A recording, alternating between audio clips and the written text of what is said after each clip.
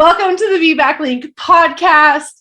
This is our 200th episode, and yes, you are listening to Julie. I'm back just for this episode and probably several more in the future at some point. But we are so excited, Meagan and I, because this is a 200th episode. We are now live in our Facebook group. Not like now when you're listening to it, but right now in this moment in our timeline.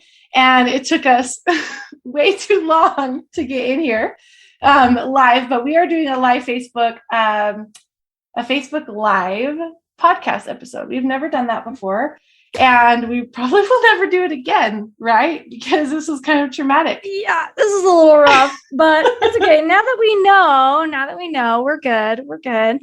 Now we know. It just took 34 minutes to figure out. So, Oh my gosh. Cool. All right. So let's get started. First, there's a review of the week. Meagan, are you ready? Do you have one? Yep, I do.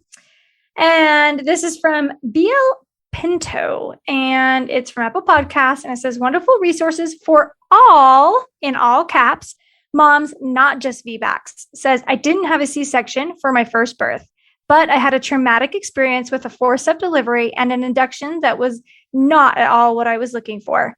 I started listening to the podcast before I even got pregnant a second time to prepare for a better experience. Julie and Meagan were a huge part of my process and journey. I ultimately had a beautiful home birth and a 10-pound, 6-ounce baby. I felt this podcast helped me overcome my fear that I couldn't push my baby out without help, because many VBAC moms had that same feeling. I love that. I don't know how many first time or second time moms that haven't had previous C-sections that's truly listened and left a review. So that was awesome. And we truly believe that this is also a podcast for everybody. Just like wonderful Brian says in the beginning of this podcast, it's for all expectant parents who want to avoid a cesarean and want to learn their options and learn what's happening out there. So that is so exciting that we had someone that hadn't even had a C-section before.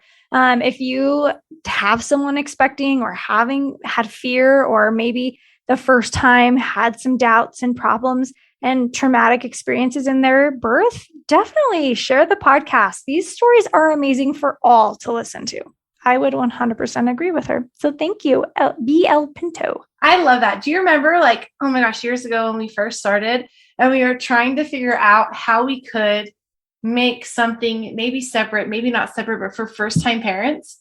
And we're like, how do we get first-time parents to understand that these are things they need to know? Because you didn't, I did as a first-time mom. I didn't even think about C-section until the doctor said, we need to do a C-section, and I don't know, we never really got very far with that because, the focus of the VBAC Link is vaginal birth after cesarean. But yeah, so we love that when I will always say we, I think, talking about the VBAC Link. Literally just today, earlier ago, I was recording a podcast and I was like, we, I'm like, but Julie's just over here pretending. My spirit, my essence exists in the realm. Yes, but it's so fun. It's so fun to be here and I'm excited. So if you guys haven't had a chance, or if you're watching live right now, we would love your reviews. Love your reviews. So you can send us an email.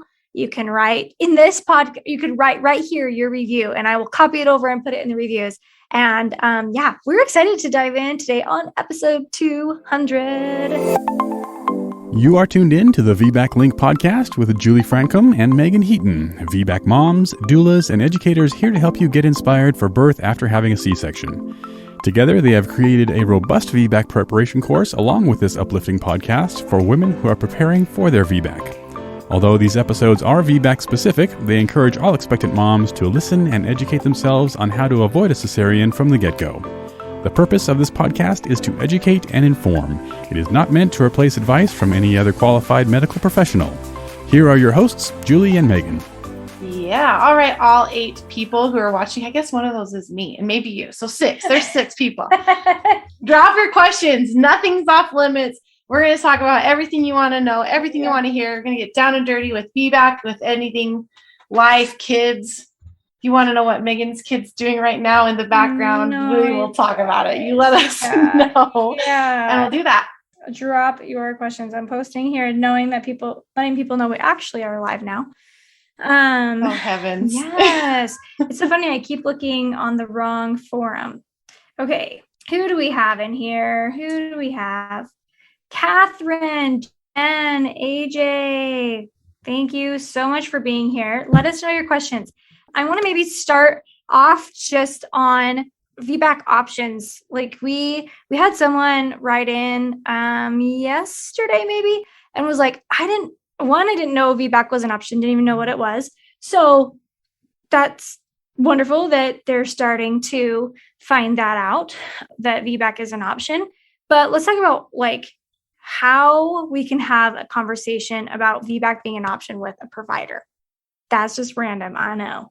But what would you think, Julie, if you're starting to discover VBAC, learning what it is, kind of feeling like you want to fill it out, maybe you want to learn more about it and do it, how would you suggest approaching your provider? Oh man, that's a great question. First of all, we got some good questions coming in too, so I'm excited to answer these. Provider, honestly, like I would just ask like where your thought process is, like, right? So I would approach them and say, hey, this is what I'm considering. What are your thoughts about it? And I will tell you what, no matter what their response is, and no matter what ultimately your birth plan is, you're going to get a really good feeling for how your provider feels about body autonomy, informed consent, birth in general. Because if they answer and say, oh, well, I don't think you're a great candidate, I don't do VBACs or I don't support them, or anything that's very sounds set in stone. So like, I don't do this. We won't let you do that. We would have to look at this and make sure your percentage is higher or whatever. Anything that's like set in stone shows you that your provider is not as supportive of other options, or your provider has a very set way of doing things and may not be a good choice for you.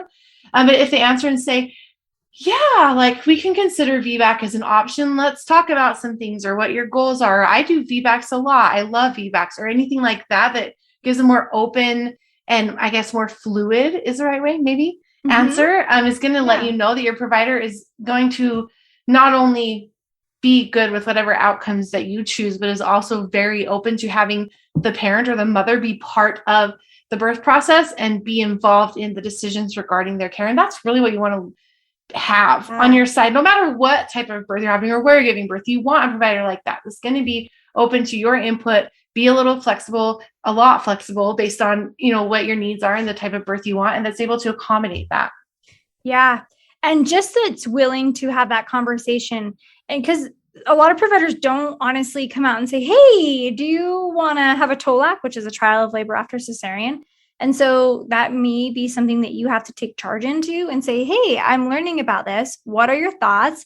How do you feel about it? Tell me about some experiences. We always talk about open-ended questions, but really, truly, if you can ask an open-ended question, you're going to be able to get more information than a yes or a no, right? Like, oh yeah, sure. And, or versus like, yeah, I feel really comfortable with that. We do that all the time. This is why, right? So, hey, I love that. I know it was a random question, but I'm like, a lot of people are asking, like, how do I even approach this topic with my provider? Okay, you ready? I'm going to read some questions. We'll bounce back and forth. So Miss Catherine says, I just found your podcast last night. Yay. And now you're here on our first live one. It says, binging ever since. What is spinning babies? I've heard it talked about a lot in the podcast. Yeah. So Spinning Babies is a wonderful resource. They have all sorts of circuits and tips and tricks on ways to navigate baby through the pelvis. And so like breech positions. So if we've got a breech, they have positions and exercises to do that. We've got posterior, and they also do baby mapping to help you figure out where your belly mapping or belly. What did I say? You said baby mapping. I meant belly mapping. The same thing. That's what I meant. Baby mapping. I almost said it again. Belly mapping to help you kind of figure out where your baby is. But they can educate on like if a baby's posterior, what types of things to do, and if a baby is asynclitic, what to do, or coming over the pelvis, what tips and tricks we can do. A lot of doulas are really educated in spinning babies, but it's so awesome when the client don't you think, is like educated in this and they're familiar with it. So we talk about a lot in the podcast, but we really encourage people to check their website, and they have updated their website, and it's really quite great now. Like it's really well and friendly to navigate. So check it out. It can be a game changer. We've had positions in labors where things were just kind of hanging out, stalling, not really going anywhere. And then we've done a spinning babies technique, and boom, it's like that baby rotates and labor speeding along. Yeah, I love that. I think one thing that I really like about spinning babies too is that it puts less of an emphasis on baby needs to be in this specific position, and creates more emphasis on creating room and space in the pelvis and with the connective tissues, and balance and all those things. Because sometimes babies need to enter into the pelvis in a little bit, like what you would call maybe less than optimal position. Yeah. Mm-hmm. But as long as the baby has enough space and room to wiggle and progress through the pelvis in the way it needs to, then you're going to have that's a bad promise. You're not going to have a great labor necessarily, but like you're going to be able to encounter less problems that are created by a poorly positioned baby or tissues that might be harder or more difficult to move and things like that. So yes, balance and space and flexibility. Absolutely. Okay, let's see. AJ Hastings. Does adhesions really impact fertility? Currently trying to conceive for 7 months and was told by acupuncture that I need 12 months of weekly treatments. Definitely want another opinion. So the short answer is yes, it can. It can affect things. In fact, we have an episode, and I will go find it here. I'm going to let Julie talk in a second too, but I'm going to go find it. I'm going to drop it. It's so weird because we're on Zoom, but we're on Facebook over here.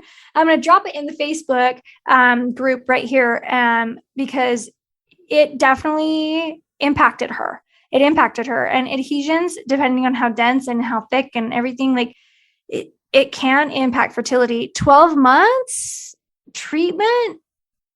I don't know. I mean, I'm not specialized in like how intense that needs to be. I have adhesions as well, but I don't know how dense they are, right? Like I was fortunate to become pregnant, but like it can impact, and it's something to look into. And I don't think it's bad to get a second opinion for a whole year of treatments.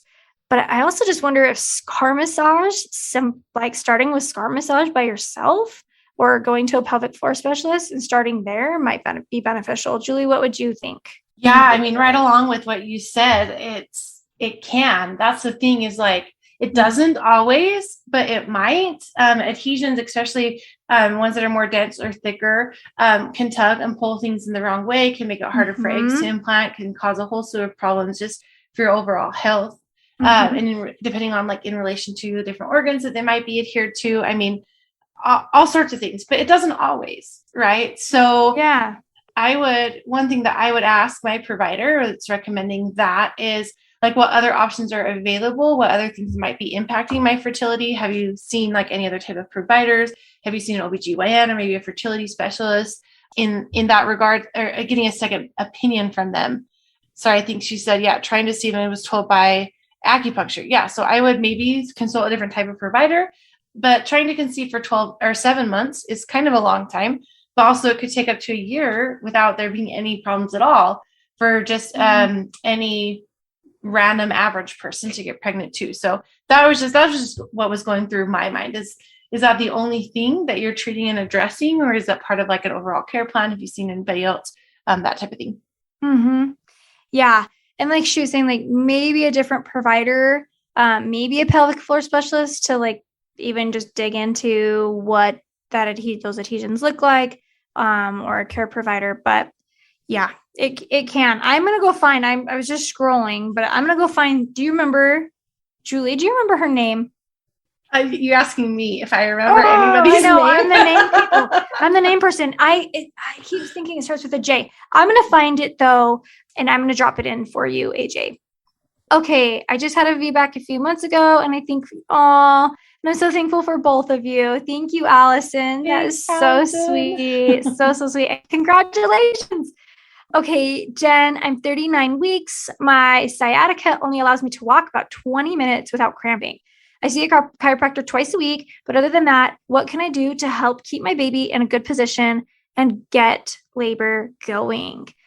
I would suggest Miles Circuit right off the bat. Miles Circuit is wonderful. You can do it multiple times a day. There are 3 circuits, and you want to try to do like a minimum of 30 minutes, but sometimes you have to kind of lead up to that. But that would be something that I would suggest maybe giving a try. Also, just like spinning babies, it's very much a balance factor of creating balance. Sounds like your sciatica is not loving you right now. And that is hard. That is hard. And so be mindful. Also be mindful of being symmetrical and like getting out of the car. I know that sounds really weird, but like not stepping out with your left, stepping out with your right, stepping out, like trying to like move out together, like keeping things, because those separation with a relaxin and things like that can cause the pelvis to shift, which then causes sciatic issues and all those things. But I would suggest Miles Circuit. I would also suggest massage, really getting things relaxed and soft, because sometimes when things are tense, we've got that sciatica issue. Julie, what else would you suggest on that? Yeah, I mean, first of all, I would say like if you're in pain, then don't do anything. Like it's okay to stop. You don't want to hurt yourself and cause pain and tension and stress in your body, because that could interfere with your natural labor hormones. But I would say, I would say going to a chiropractor twice a week and walking 20 minutes a day is great. I think that's great to do. And if that's all you can do, then I don't think you need to do anything else. 39 weeks could still be early based on when your baby wants to come. So don't feel like you have to urgently do anything. If your provider is pushing you a little bit, then might be time to have a conversation about what your boundaries are and where you're willing to go as far as like how far along gestationally before you interfere. But I mean, what Meagan says for sure, the Miles Circuit, absolutely. There's a lot, like 2 positions in the Miles Circuit are just like you're resting pretty much and just creating more space in the pelvis. I would say maybe if you want to try changing it up from walking, one of my favorite things is going up and down the stairs sideways 2 at a time. And so it's like it's kind of like walking, but you're really opening up that pelvis. So you go up with the right foot first, down with the right foot first, and then switch to left foot first, up and down. And then that's creating nice, flexible, open space, lots of equal balance, like Meagan said. And listening to your body on that, listening to your body. If it's too much, stop, or just do 3 sets of stairs, 3 stairs. Just don't push your body. Yeah, but I like that one. Actually, we actually did that with a client at a birth center where there were some stairs.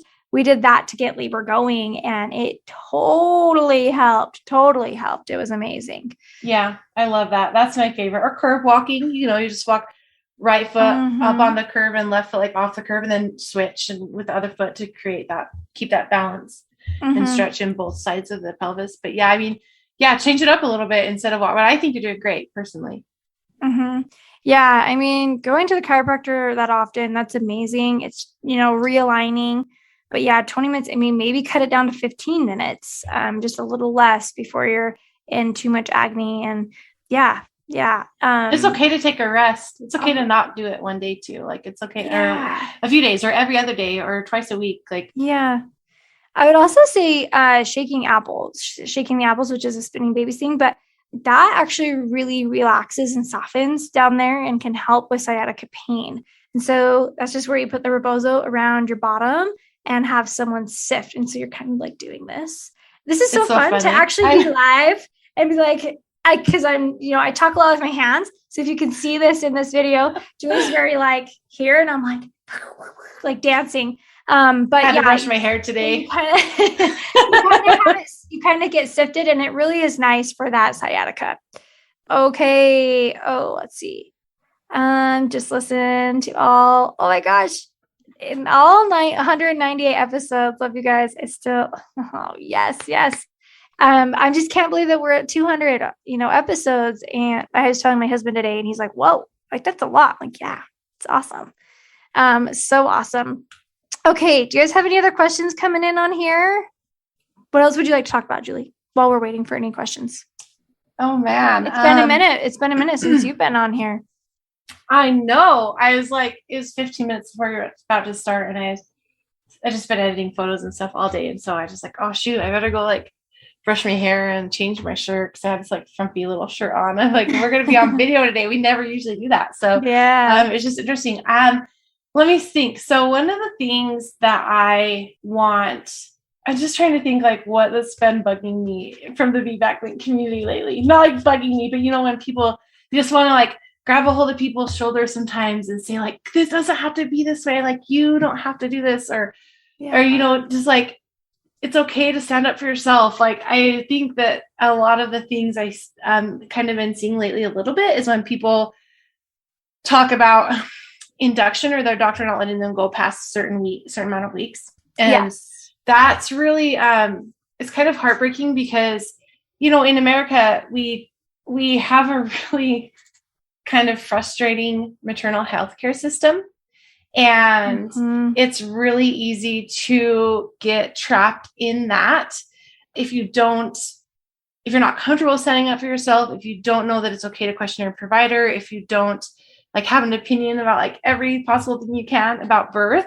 And so it's hard when I see people going in and getting induced and we'll see posts all the time where people be like, oh my gosh, I'm 6 centimeters and I've been stalled for 8 hours. I was induced at 39 weeks. My provider said this and that and the other thing. I just want you to know, like everybody, you do not have to be induced at 39 or 40 weeks in order to get a VBAC. You don't. And I also want to talk on the opposite, on the flip side of that. I want to say you can have a VBAC if you are induced. Yes. So like there's both sides where it's like, yes, you have to be induced or you can't go for a VBAC, or it's, I will not induce you. And so anyway, it's so hard. I was just looking, we have a group member that posted a couple hours ago, and she said, I have a question about nipple stimulation to induce labor. I've been trying since yesterday, and I do get contractions, although they might just be Braxton Hicks because they're not really painful. But as soon as I stop, the contractions also stop. Any advice? I just wanted to talk about this. In fact, I think Julie wrote a blog about this. Didn't you write a blog about nipple stimulation and pumping to induce labor? I'm pretty sure you did. I'm pretty sure that was you. It might have been. Me. That doesn't sound like anything I would write. Well, yes. Well, so this is something that I actually did when I was in early labor. And so I wanted to talk about that. But my midwife kept saying like, hook up to the pump, hook up to the pump. I hated that thing. That thing was not my friend. But it worked. So it helped, I should say. But sometimes it doesn't. And so kind of similar to what this group member is saying is like, it sounds like it's releasing oxytocin in your body and it's stimulating something enough to cause your body to contract or have some sort of spasms in our uterus, right? Which is a contraction, whether it not be strong or not. But then when you stop, it stops. And so this is what I tell my clients too. That is a sign that your body's not quite ready, or it's not going to respond to this type of method right now. And pumping is it's a really great option. But if it's not working, I would say halt, maybe just give it a break and see what happens. And you can try again later or follow the advice of your provider. But it's not, I would say, it's not bad that your body's not responding, and it doesn't mean anything like it's not going to work ever, but it just sounds like your body may not be ready. So advice is maybe give it a break, try a little bit more and see, or try a little bit longer and see, or maybe go have sex instead and try to release a different way of oxytocin in your body. So anyway, just saw that. Are there any other questions that have come in? Have you seen any? Yes, there is. Okay. Hi, Paige. By the way, hi, Paige. Paige commented on the pumping to induce labor blog. Oh, yeah. Yeah. Okay, see, so, yeah. Okay, so Tiffany. Nope, not Tiffany. It's before that one. Tiffany, I'm going to get to you. Angel said if we want to read her post in the group that she loved some thoughts. So I found Angel's post and I will read it. And I love this. I have lots of thoughts. So, Angel, if you're still watching, could you just drop your location in the comments so that I know like where you're? Oh, you're in New Zealand. You already said that. Okay. Okay. She says, I love your opinions. I've contacted 15 midwives in New Zealand, and all have said no to a VBAC after 3 C-sections. The main reason I don't want a 4th cesarean is because fentanyl is in a spinal block. P.S. A lot of people don't know that. Like when you have an epidural or you have a spinal block, it's not just like epidural is not the medicine. It is like the method of getting it into your body, right? So epidural has lots of different medications in it. Fentanyl is one of them. Tramadol is another one. Sometimes there's antibiotics they put in there with them. Sometimes there's all sorts of pain relief, but fentanyl, a lot of people don't know that. Fentanyl is an epidural and a spinal block. Okay, so she says, tramadol is the pain relief afterwards. And tramadol is a form of morphine, and that will be present in the milk. So one of the reasons why she doesn't want it. Antibiotics afterwards, milk again, and all of her children have had severe colic and reflux to the point of sleeping 4 scattered hours overnight until they are 16 months old. All day naps are held upright. This is physically and mentally shattering. Could there be a link between colic, reflux, and antibiotics? Big possibility. I live in a 100% organic, tox-free lifestyle. I don't even take pain relief for a headache. Cesareans go against my holistic lifestyle. That being said, first 2 cesareans I believe were medically necessary. Cord wrapped very tightly around necks and very thin and short. Babies were wrapped up by their necks tightly and couldn't move down, which couldn't descend, right? Fetal distress straight away for the first baby. Second, repeat cesarean for the same issue. The third, the cord is fine, loosely on my tummy, but amniotic fluid was 4 and should have been 7. She was pressured into a repeat cesarean in case there was the same issue as the first 2. And then she just said, I just need tough love, realistic answers. Just should she just have the forced cesarean and do everything else holistically? That's tough. So yes. we had a message come in earlier. I'm wondering if it's the same person. Strangely familiar. 15, like New Zealand. New Zealand. Anyway, I can't speak, but wow, that's tough. That's tough because you have good, solid reasons and beliefs and feelings. Yeah. It sounds like you're getting a lot of pushback in your area. A lot. That's a lot. I mean, there may be somewhere underground there, that would allow. But yeah, I don't know. It seems like you have enough reason to not do certain things. I don't know. I would maybe actually. What would you do, Julie? Well, she says she wants tough love, and I like tough love. So whenever I get permission for it, I will fork it out. Yeah. So here's the thing. First of all, vaginal birth after 3 cesareans, I love that we're seeing more stories come out about VBAC after 3 C-sections. There's not a lot of data to support its safety or not safety. We have a few studies. If you want to Google VBAMC, so VBAC after multiple cesarean, we have a whole blog about the information that is available, but there's just not a lot out there. And the way that we get a lot of information out there is for more people doing it, right? Mm-hmm. But that might not be a risk that a lot of people want to take if there's not that much information. Me personally, I would probably try it because that's just, I kind of know all of the information and everything, but I don't know because I haven't been there. So here's my tough love, okay? It sounds like you've talked to a lot of providers. It sounds like the providers you've talked to do not want to support you in your choice.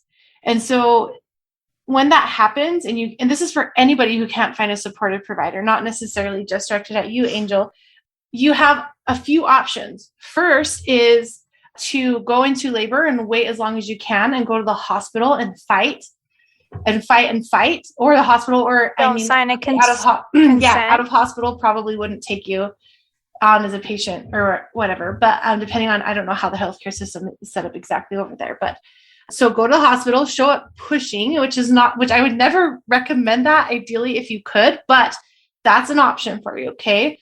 Go into labor, go into the hospital, maybe get a doula, have your partner on board or somebody there that can really heavily advocate for you and be fighting the whole time. Or you can birth unassisted at home which I also don't necessarily recommend, but there's a lot of people that can do it and do it smartly. And you need to have a lot of solid resources. Have a really solid backup plan, and know everything that you need to look for as far as warning signs in labor, maybe labor closer to the hospital or in the hospital parking lot or something like that. But neither of those might be good options for you, but it sounds like there's not really a good option anyway. So I think also sometimes I appreciate and kind of envy to some degree the holistic lifestyle that you have. Sometimes if you don't feel comfortable fighting in the hospital or having the baby unassisted, your third option is to have a repeat cesarean and make it sway from your holistic lifestyle for that moment. You know, you're going to have to get some medications that you don't love. You're going to have to risk having those things happen with your baby again, with the colic and maybe the upset digestive tract from the antibiotics and things like that. But that also might not be the worst thing to happen. I mean, like only thing, like you are going to be able to know what the best choice is, even though there's not a good choice. I don't know if that makes sense or not, but yeah. And you can create a nice, beautiful space. Like Meagan just said, you can ask for the spinal block and see if there's any alternatives to the fentanyl or other type of medication that they can put in there. You can ask for a shorter hospital stay. You can look into ways to heal your baby's gut, like after the C-section. You can look into vaginal seeding, which can get the baby's gut populated with your flora from the vaginal canal, which is really helpful for the baby's microbiome and things like that. And so I feel really kind of angry for you a little bit that the system is set up to work against you in such ways.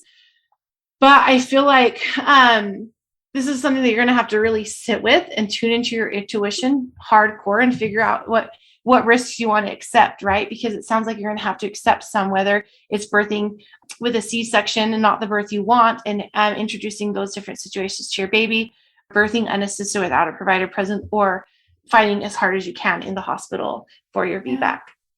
It infuriates me that people even have to be in this space at all, because these providers are so worried about supporting people doing vaginal birth after multiple cesarean, yet they're pushing people and making people feel like they have no choice other than to birth with no provider. And I am not saying that someone that births without a provider, I'm not shaming anybody for sure, but I think it's nice to have that supportive provider behind, that trained, skilled provider. A lot of people that do go unassisted, I mean, I'm not kidding you guys, they dive in deep. They are prepared, and that's awesome and good for them. Absolutely good for them. But it just makes me so mad that someone even feels like they are stuck in making that option. I agree. Angel also asked a follow-up question if she could decline antibiotics. Here's the thing, like you can decline anything you want to decline. It's just going to depend on what's going to make your providers nervous and if they're willing to provide care or not. I don't know. I do not know if a provider will be comfortable doing a C-section without having antibiotics available like during and after the C-section or not. But that's something that you can talk with your provider ahead of time and see what that looks like, or be on like maybe a minimum dose or like only one round or something like that. Mm-hmm. Yeah, love that. Sorry, my little boy. This was also part of our technical difficulty. Look at his head. Show everybody your head. He got conked. And your arms, huh? Yeah, he fell today at recess, huh? All right, let's move on to the next question. Angel, I wish you all my love and support. I do. And please keep us updated. Again, you guys, this is killing me. Meagan, you have to let me know when Angel updates you, because I'm invested now. Okay, what's next? We have, let's get to Tiffany. Hi, Tiffany.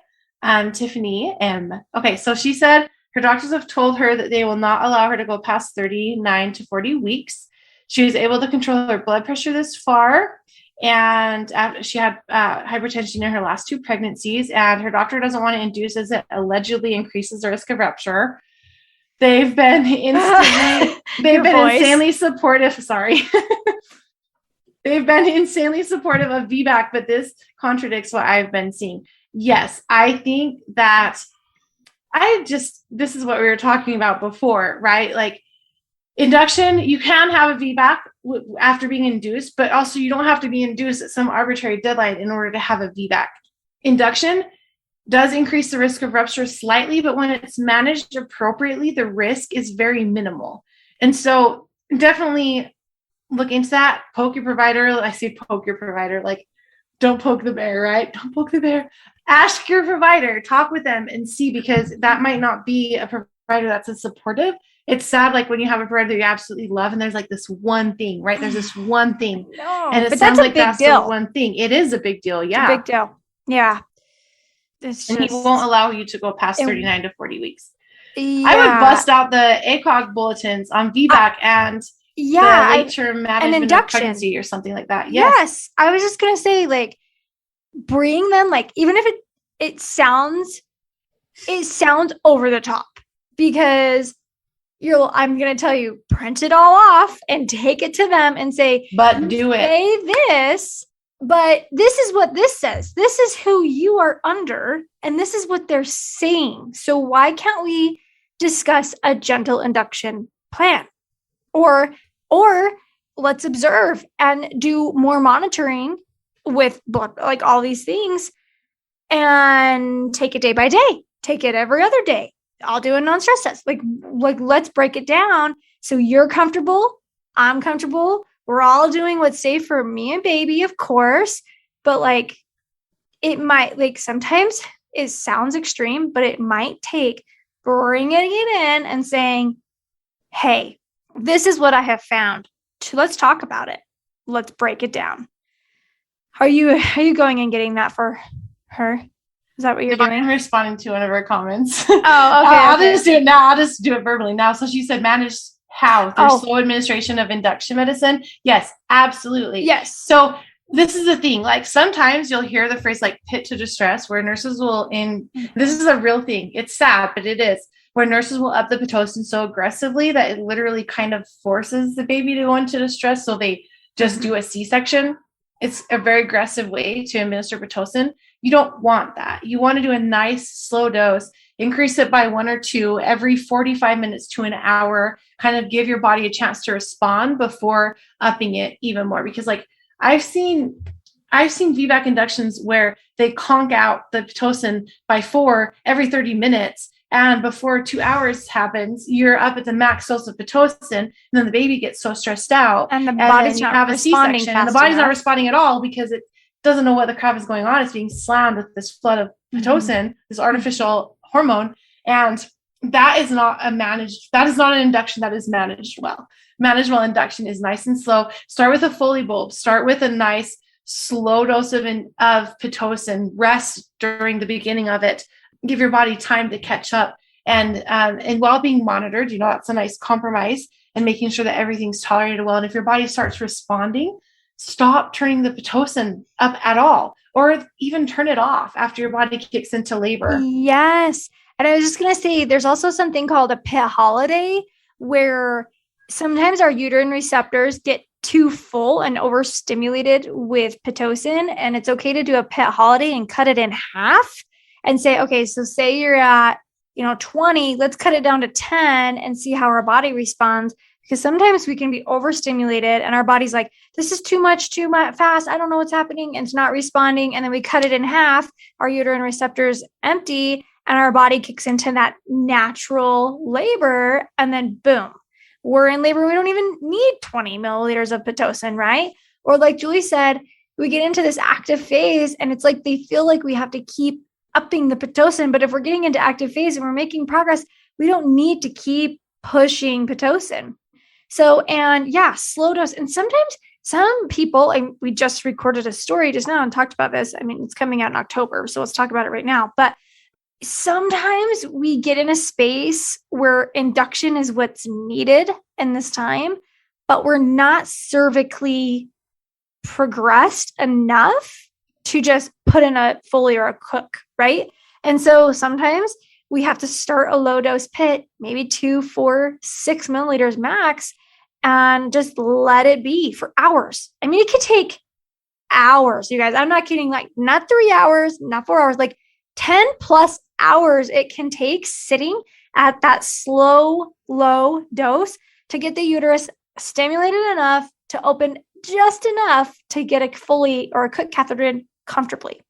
And then we start from there. We work with the Foley or the Cook, and maybe you leave pit right there, or maybe they start increasing it, or they just do the pit or the pit at 6 or 8 or 10, and then just let the Foley do its thing until it falls out. And then we start from there. I mean, there are so many ways that we can manage and take things slow.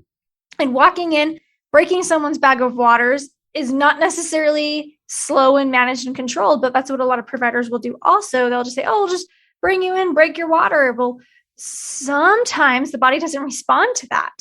And it takes hours. And then we've got Pitocin coming into play anyway. And so, but then sometimes that's the perfect way, right? So we have to take it slow. We have to decide what's best for us, and where we're at cervically can make a big difference of where we start. Where we're at cervically. Yeah, where we're at cervically. Cervically.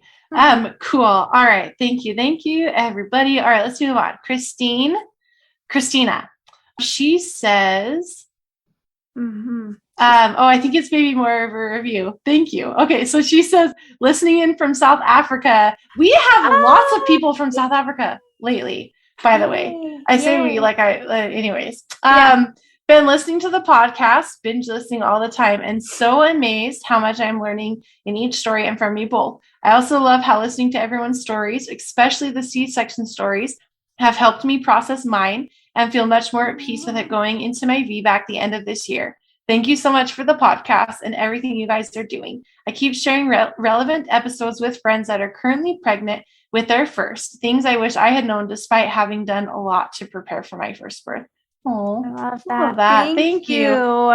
Yes. Meagan, grab this, drop it in the spreadsheet. That's what you said. I know. You copy and paste it for me. I'm going to read this. I went into the group and found a question that just was posted. We actually got a lot of recent questions here in the group. And so I figured I'd throw this one. There's more in this comments though.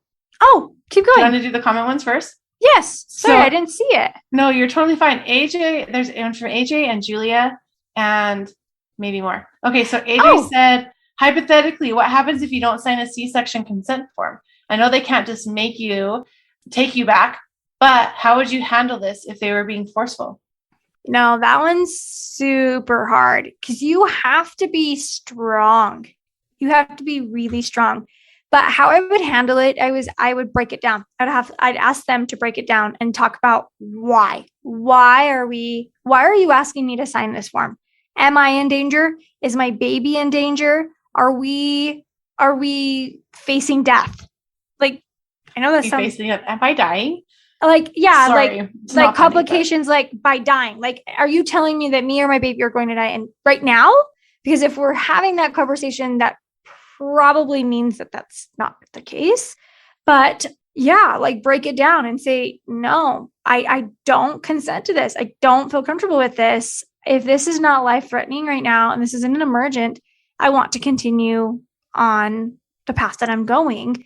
And this sounds really bad. And it's so hard because we've got people all over the world, right? Like sometimes it's saying, okay, I'm going to leave.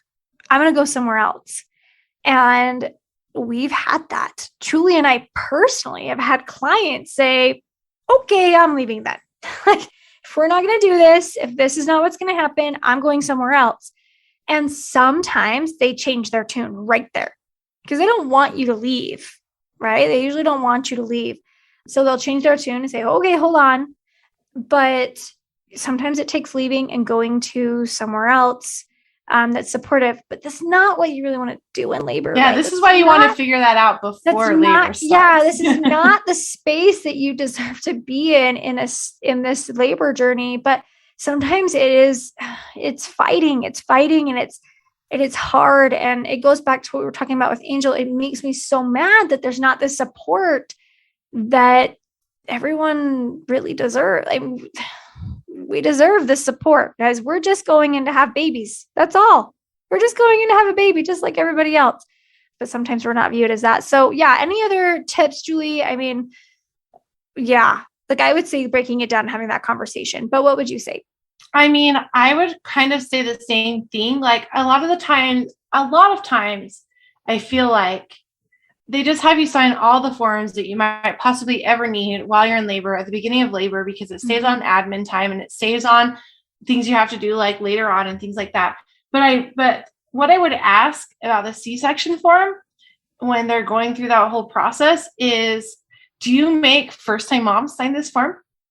Because I bet you, I know their answer, because they don't make every laboring person sign a C-section form, but they will if they think if they're like getting you ready for a C-section, or if they think that you are at an increased risk for one, right? And so we all know what the numbers are around VBAC and what your chance of success is, and how, if given the option to try, you're very likely to succeed. So I would just ask that. And if they say no, or whatever their answer is, I would change my next question or next statement. And my next statement after they answered would be that I will sign it if it's looking like that's going to be an option. But for now, I am planning on a vaginal delivery. And until a C-section becomes imminent, I will refrain from signing the form. And then if they raise a big fuss after that, I might go to a little more extremes like Meagan talks about. But I mean, if this is the thing, like if it's a life or death situation and you're not looking great, or baby's not looking great, and I'm not talking about like, oh, we have some concerns, I'm talking about we need to do something now, they're not going to care whether the consent form is signed or not. They're going to wheel you to the operating room and save your life or save your baby's life. And so I think that waiting and being asking to wait until it looks like a C-section is needed or necessary is a perfectly reasonable option. Yeah, I agree.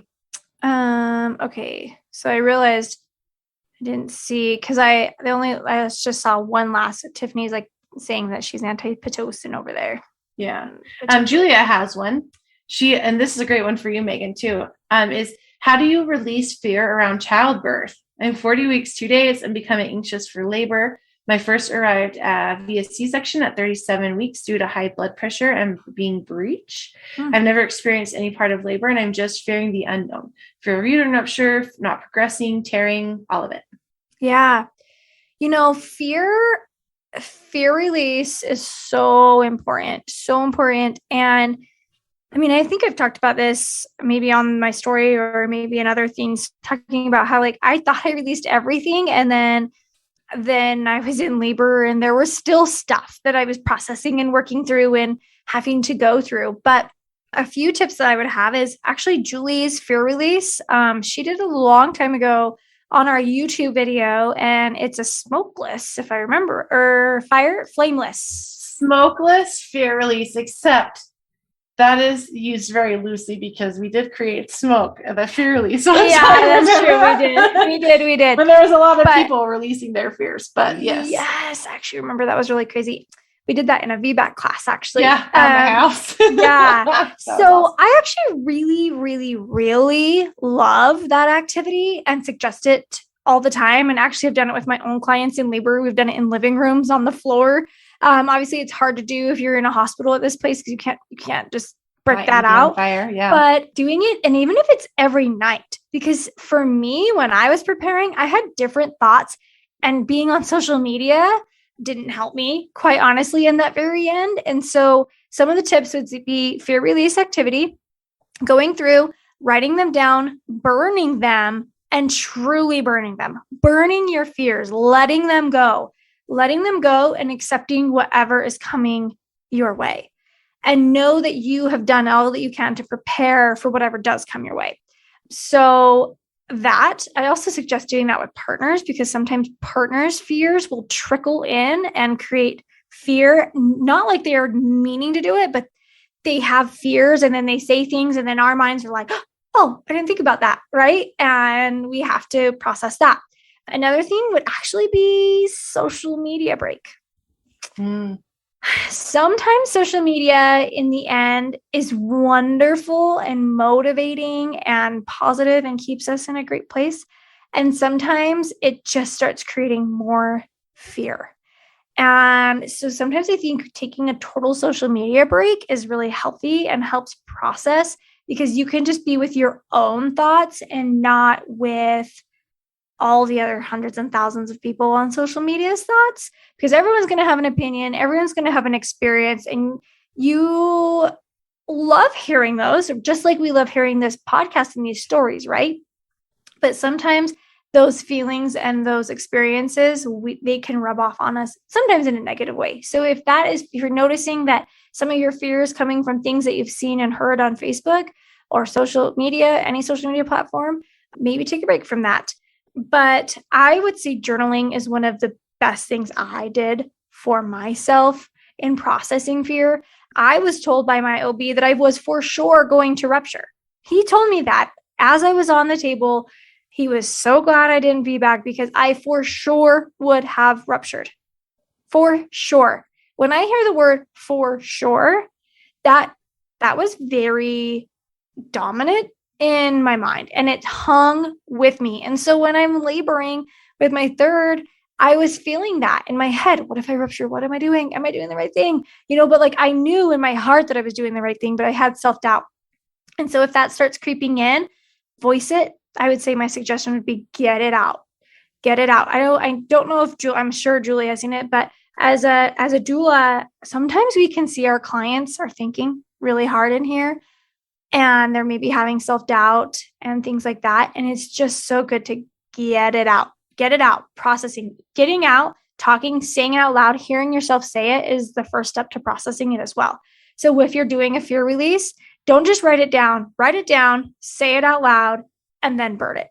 So that would be some of my suggestions. And then keep educating yourself. You said tearing, rupture. And these are all valid feelings too, and fears. I want you to know that these are all valid and you're not alone. But yeah, fearing of not progressing, that's a big fear. I know that. But again, setting yourself up with a great supportive provider that's going to give you time and trust and give you the things that you need to progress, that will help. Anything you'd like to add? No, I love that. I want to get a little bit of sciencey, nerdy kind of on here a little bit. I don't know if it's not a secret or anything, but like I've been doing a buttload of therapy over the last year and a half. And part of the things that like at some point I learned this about in therapy, but like your brain, I think we all know like your emotional brain and your logical brain are in separate parts. They do not touch each other. They do not talk to each other. They do not know what each other has going on, right? And so your emotional brain is very reactive and responsive, and it's where a lot of this anxiety comes from. It was where your fear comes from. It's where all your negative feelings live, all your emotions live, all your big things. But your logical brain doesn't know what's going on in your emotional brain, right? They do not communicate with each other, or else we would probably all be a lot more reasonable about just our entire lives, right? But in order to process through your emotions and to reconcile them and to get rid of your fears, the best thing you can do, like Meagan just said, lots of different ways, is to get them out there, get them out. Verbally talking about them, writing them down, talking to a therapist, talking to your whoever, a nice safe space for you. In any safe way you can get them out of your emotional brain, then your logical brain can say like, oh, that's what's going on over here. And it gives your logical mind a chance to take over and reconcile a lot of these things that are going on and kind of put this emotional brain at ease. So they're not like fighting and conflicting. They're able to like reconcile with each other. I don't know if that makes sense, right? But like that was like a big thing for me. It was just like, oh yes, like we need to get these out. Don't stuff your emotions down. Don't stuff your feelings down. You get them out, and it helps your brain process and work through them together so that you're not so isolated. Your feelings are not so isolated from the rest, the other parts of your body that are a lot more logical. Yes. Oh my gosh. I love that. Thank you, Julie. You're welcome. Okay, let's see. She's been thinking about taking a social media break. Actually, it's really refreshing. Oh, I know too. Worried about tearing more than uterine rupture. And yeah, tearing is scary. It is scary to think about. Lots of people do tear, and it is repairable. But I would say my tip for that would be really following your body when it comes time to pushing, whether it be unmedicated or medicated.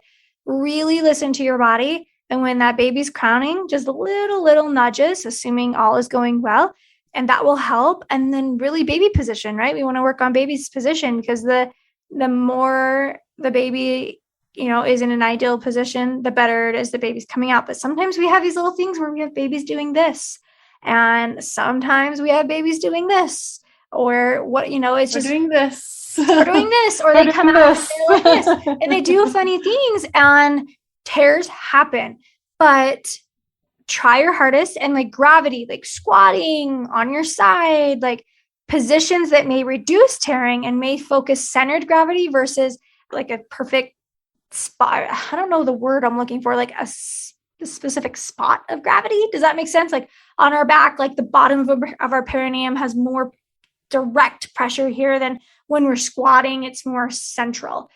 So working on positions, and even if you have an epidural, you can push on your side, you can push squatting assisted. It's totally possible. But yeah, anyway, tearing, it's a scary, it's a scary thing. You said that. Tearing happens. It does. I mean, I'm going to be honest. Most of the time, like it's not that bad most of the time.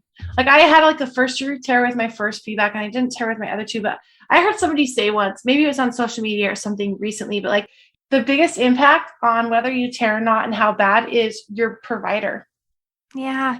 We've got providers that just are a little rough in if there. You're forcing a push on your back or stretching your perineum out so much. Like a lot of people think that helps, but it can actually increase your chance of tearing too. And like, I don't know.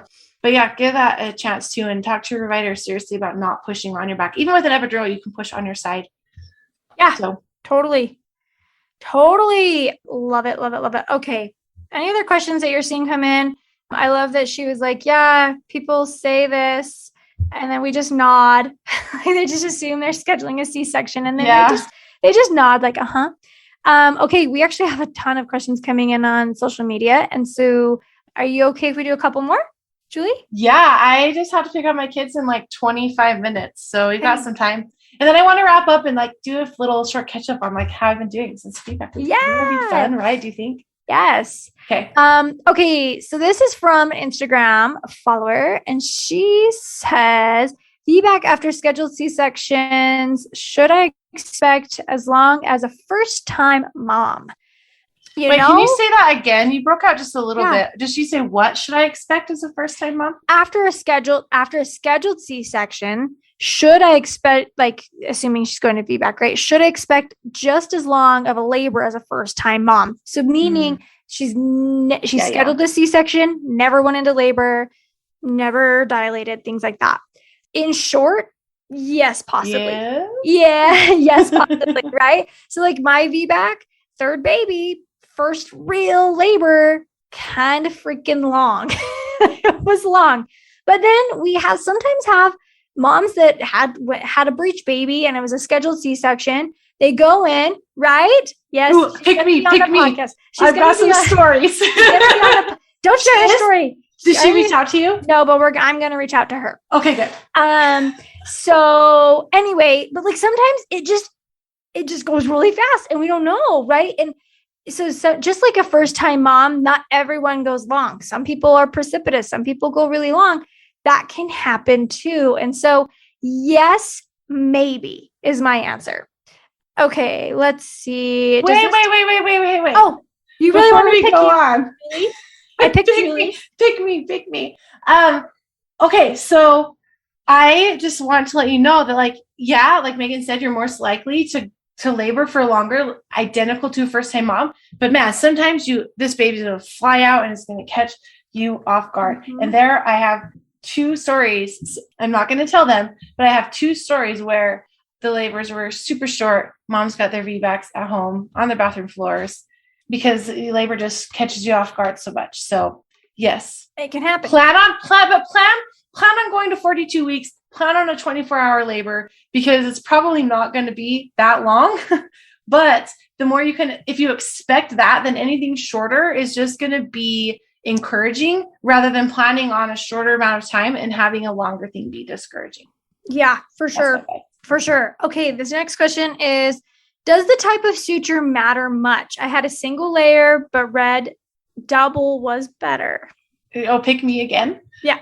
Okay. Sorry, you're kind of looking at me. I'm looking at you. All right. So here's the thing.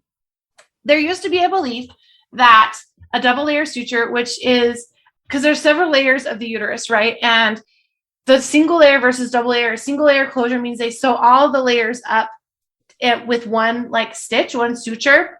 Double layer is where they close it in two separate layers, right?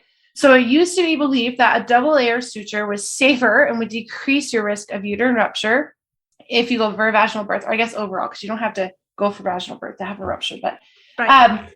But since then, there have been several studies come out that show that there's no significant difference in rupture rates between single layer versus double layer closure. So no, it doesn't make that big of an impact. Now, there has been one recent study that shows that double layer closure is optimal, but that one study isn't very big. It's not very credible. It's not as big and as inclusive as like a Cochrane review and things that show that there's not really big difference. And so sometimes people will say, well, there's just one study in 2021 that shows this. See, this probably not in that voice, but anyways, but the majority of information that we have shows that it does not matter. However, like 10 years ago, people used to think that it would make a big impact, but things have shifted since then.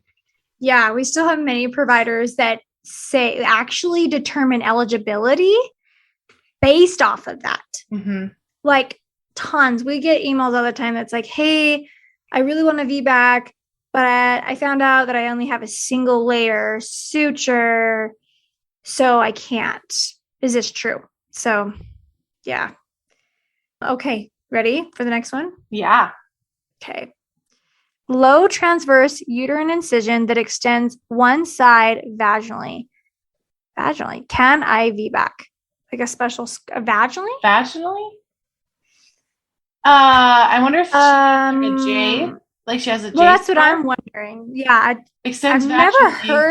actually never heard of a uterine incision extending all the way. I don't think it can. Down. It can like, go down into the cervix. Yeah, the uterus is up, and then it has the cervix, like goes like this.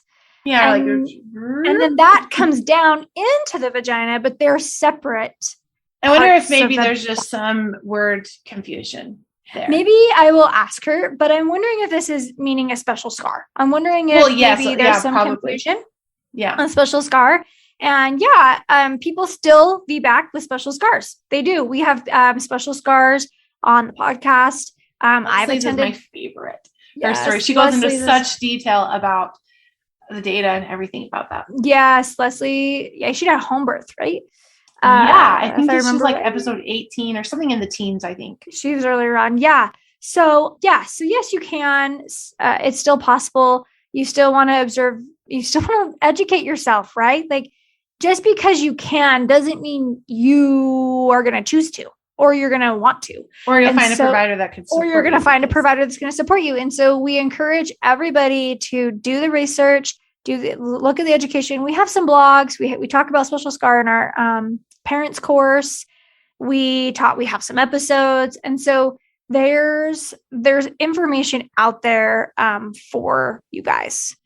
The risk of rupture is a little bit higher with special scars.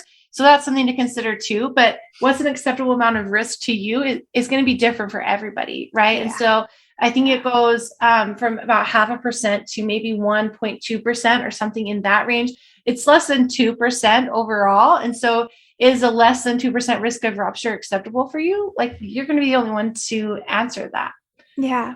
Yeah. That makes sense. I feel like I didn't understand the words coming out of my mouth. Yeah, no. It made sense. Okay. Yeah. Did you ever do that? Anyways. Okay. Yes. Okay. Next question was warning signs, symptoms for uterine rupture. And this is a really great question because we're talking about that, like the fear of uterine rupture. And there are signs and there are, I should say, symptoms, right? So some of the signs and symptoms may be like one, pain down there. And if there's an epidural in place, it might radiate up. So the uterine rupture that I attended a long time ago, she had an epidural and they kept calling it a hot spot. But anyway, it was like can you guys see me? Way up here in her ribs. where it was hurting, which is kind of an interesting spot, right? But it was just radiating where she wasn't numb, where she couldn't feel. So yeah, pain, and also pain that doesn't go away. So pain and discomfort during a contraction or a surge versus that like comes and it's there and then it goes away, that may be different, right? Than like pain that's there, increases with contraction, doesn't go away. It's still very intense. So bleeding, lots of bleeding, lots of bleeding.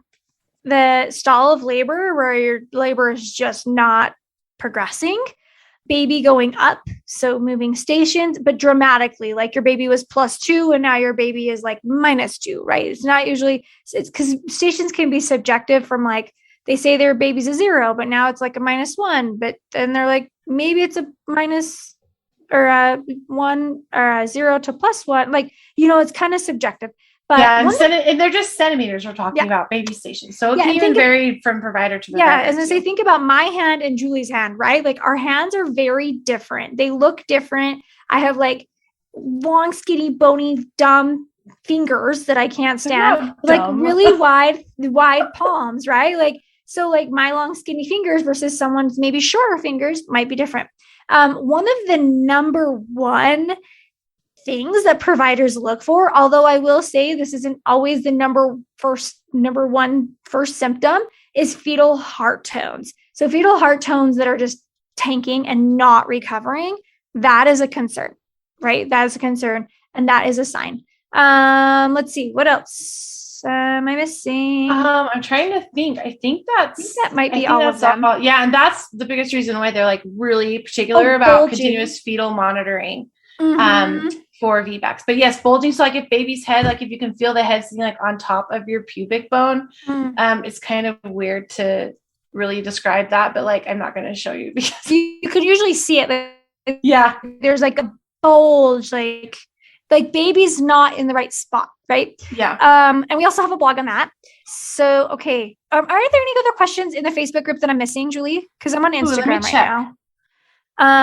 This one is, my C-section was because of failure to descent. Do I still have a chance to VBAC? Absolutely. Failure to descent, meaning baby just didn't come down. A lot of the time that's due to position, that's due to more failure to wait and let the baby have time to come down. Just because you've reached 10 centimeters doesn't mean it's time to have a baby necessarily. Sometimes baby needs to rest and descend and come down. But yes, absolutely. And you guys on Instagram, if you're not there, we did pull over. So if you're over here, yay. If not, then I'm going to try and get these answered up on Instagram as well. Do we have any other questions? I didn't see any. Yep. Nope. Still no. Okay. Yeah. Any other final questions for the 8 of you that are left? We'd love to finish up, but yeah, while we're waiting for any other final questions, Julie, did you want to update everybody on how the last couple months have been for you? Yeah. Man, I think it was a little bit of a hard transition for both of us.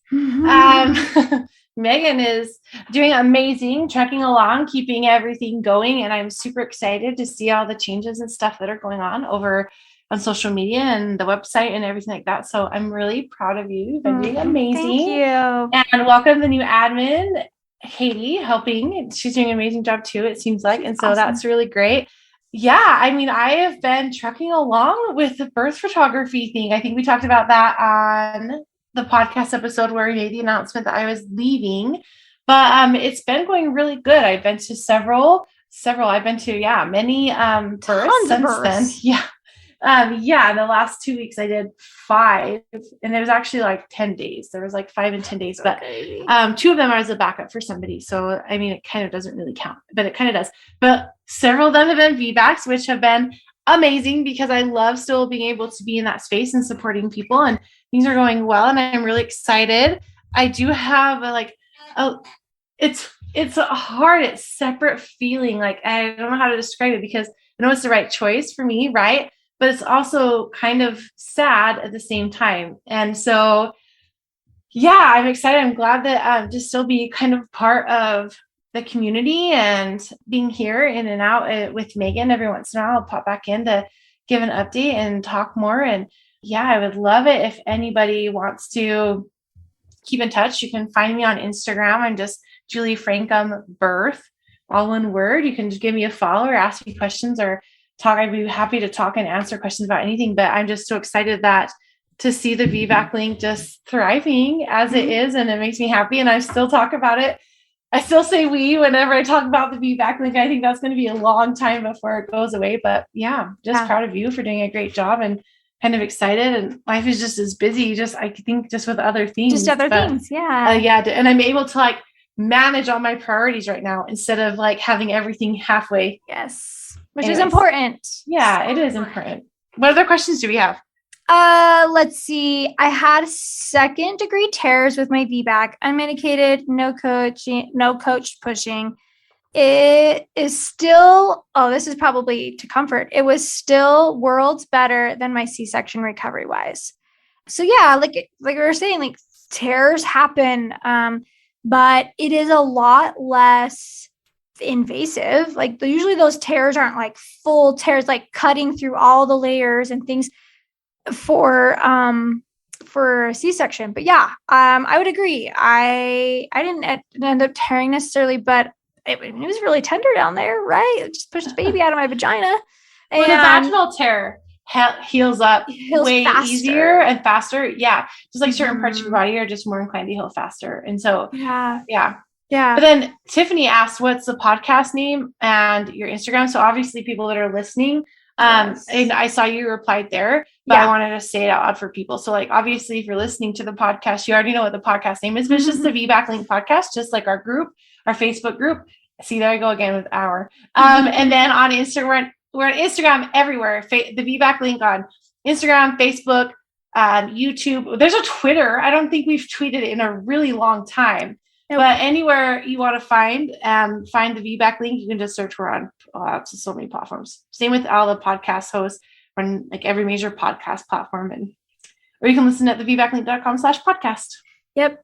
Yeah, we're everywhere. Instagram, all of the places. Yeah, and then like Julie said, Julie Frankum Birth. If you want to still follow Julie and her journey, we're all supportive. And then I have a doula business. It's just Tiny Blessings Doula Services. So yeah, you can kind of see what we're up to on the other side. But we really appreciate everybody. I think that's all the questions. We really appreciate everybody for coming on today, dealing with our 34-minute delay because there was one setting. We knew it had to have been in the group, but we figured it out. But we figured it out. And we're here. Yes. That's what matters. And this has been really fun. So let us know if you really like this live podcasting, because that might be something fun that we can do here in the future in this amazing group. So yeah, as always, we love you. We thank you. Love any other reviews that you want to leave. You can email us if you have any other further questions. info@thevbaclink.com, Instagram, Facebook. You can drop it still down in this. It's going to be, I think it will be in there. So yeah, we love you. Thank you so much. And Julie, I've missed you. I know. Oh my gosh, it's been so weird. I mean, it's good, but weird, and just all the feelings. Yeah, but I'm happy for you. I'm really happy for you, and yeah, I'm having fun over here at the VBAC Link still, and brought Katie helping out. So you guys will probably see, Katie's husband flipping around on Facebook, or her cute face. She's a cute little blonde. So you'll see her, and you'll see more of me as well. So we're really excited. Thank you again so much for being with us today. And we love you all. Interested in sharing your VBAC story on the podcast? Submit your story at thevbaclink.com/share. For information on all things VBAC, including online and in-person VBAC classes, the VBAC blog, and Julie and Meagan's bios, head over to thevbaclink.com. Congratulations on starting your journey of learning and discovery with the VBAC Link.